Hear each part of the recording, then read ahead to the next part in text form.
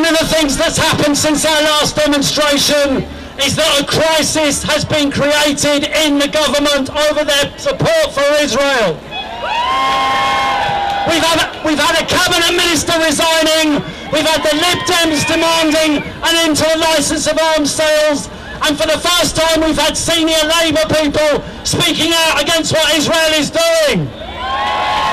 But I tell you what, none of that would have happened if it hadn't been for the protests that we've been organising. This is all about people power.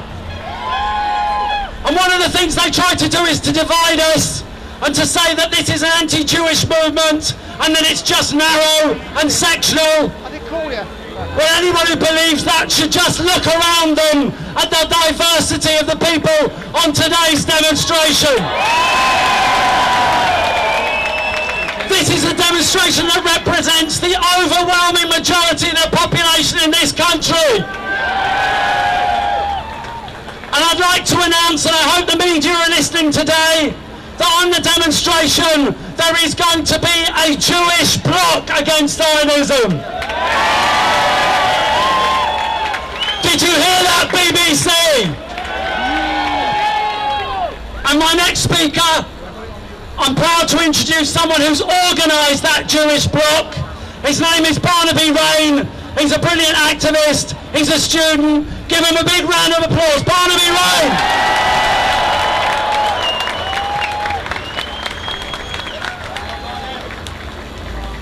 I am proud to stand here today as a Jewish boy from North London in solidarity with the people of Gaza.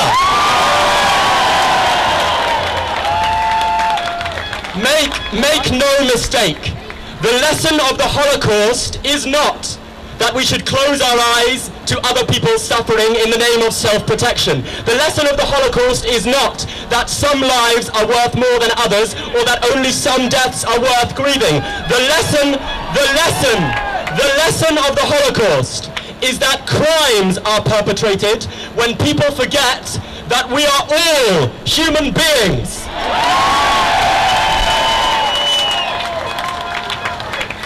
So I'm not here today in spite of Jewish history. I'm here today because of Jewish history. I'm here today because my great-grandparents knew what it meant to be excluded and to be the victims of racism. They knew what it meant to be booted out of their homes and turned into refugees. So I can never turn a blind eye to dispossession and discrimination, to occupation and marginalization wherever it takes place, and whoever its victims are, and whoever its perpetrators are.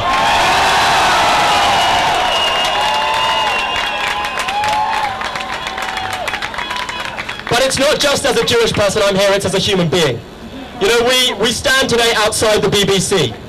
The BBC talks about a conflict in Gaza. A conflict that is grotesque.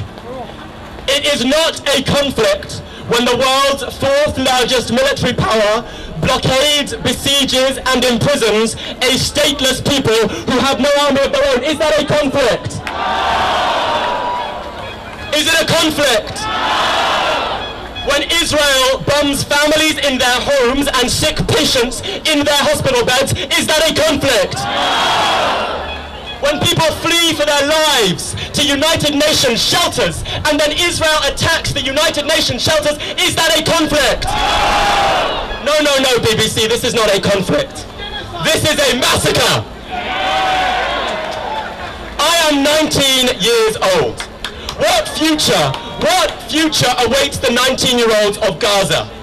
Their diets are stunted because the Israeli siege blocks access to food. There are hardly any jobs because Israel has cut Gaza off from the rest of the world. And just a few days ago, Israel bombed a university. Inaction in the face of this scale of injustice is criminal. So we've got to send a message to our own government today: stop arming Israel. And while we're at it, let's send a message to governments all over the world. If you call yourselves an international community, give that phrase some meaning. Let's put sanctions on Israel until this barbarism ends. So I just want to leave you with one important point. In the early 20th century, people all over the world from all backgrounds who stood with the oppressed might have declared, I too am a Jew. When apartheid besmirched the earth, people might have said, I too am a black South African. Well, today, people from all backgrounds, from all walks of life, all over the world, come together and say in our thousands and in our millions, we are all Palestinians.